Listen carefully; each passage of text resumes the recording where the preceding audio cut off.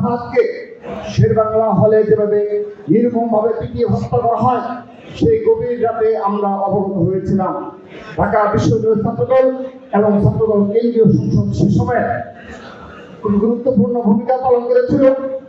আমরা যখন অবগত হলাম, তখনই আমাদের অনেক সহকর্মী বুয়েটের আশেপাশে অবস্থান নেওয়ার চেষ্টা করেছে। যখন আমরা মৃত্যুর সংবাদ পেয়েছিলাম এবং যখন সেই সিসি ক্যামেরা ফুটেজ প্রকাশিত হলো, পুরো বাংলাদেশ একটি ভয়ানক পরিস্থিতি সৃষ্টি হলো।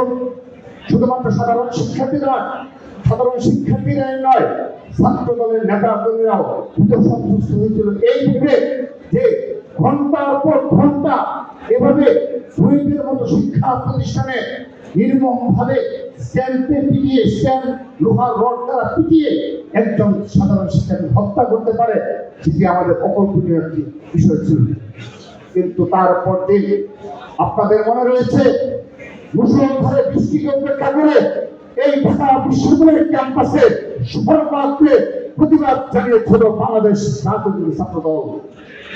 সেদিন শত অতীতের উপেক্ষা করে আমরা জেনেছিলাম, আমরা অবগত ছিলাম, সবসময় আমাদের যে কোনো সময় নির্মম নির্যাতন আমাদের উপর হতে পারত, সেই মিছিলে হামলা হতে পারত এবং আমরা যে বাড়ি ফিরে যেতে পারবো তেমন কোনো নিশ্চয়তা ছিল না। আমরা কিন্তু 7 অক্টোবর থেকে বাংলাদেশ জাতীয় ছাত্রদল ঢাকা বিশ্ববিদ্যালয় ক্যাম্পাস সহ বাংলাদেশের সকল শিক্ষা প্রতিষ্ঠানে এর প্রতিবাদ জানিয়েছি। আমরা লড়াই করেছি, সংগ্রাম করেছি।